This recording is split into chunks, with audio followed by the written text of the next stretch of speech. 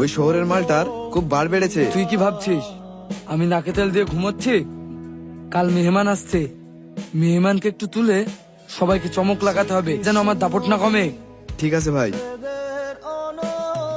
তাহলে সব বুঝতে পেরেছেন? হ্যাঁ স্যার, আমরা সব বুঝতে পেরেছি।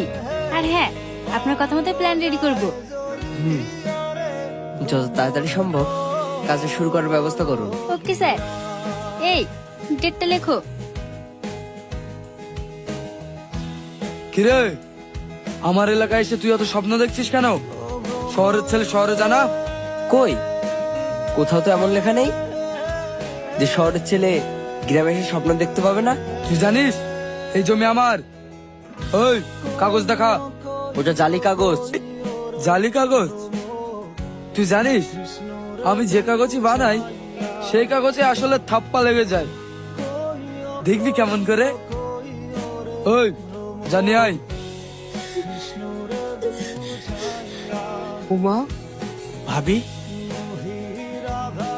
মা, কি ভূমিকম্প হলো?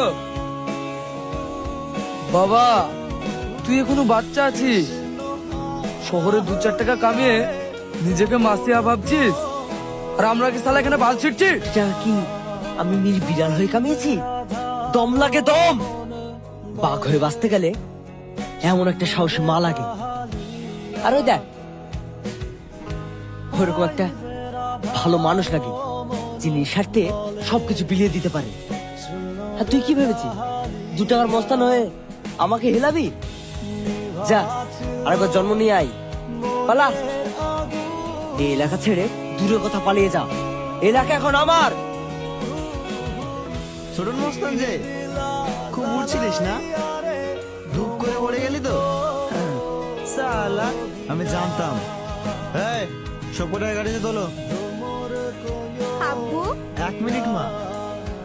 আরে আপনি আমাদের রাজা ভাই স্ত্রী না? হ্যাঁ বিআই মশাই। ইয়াই মশাই মানে? হ্যাঁ, আপনার মেয়েকে আমার ছেলে খুব পছন্দ করে, তাই আপনার মেয়েকে আমার ঘরে বৌমা করে নিয়ে যাব। বাহ, এ তো খুব ভালো কথা। ভাবি,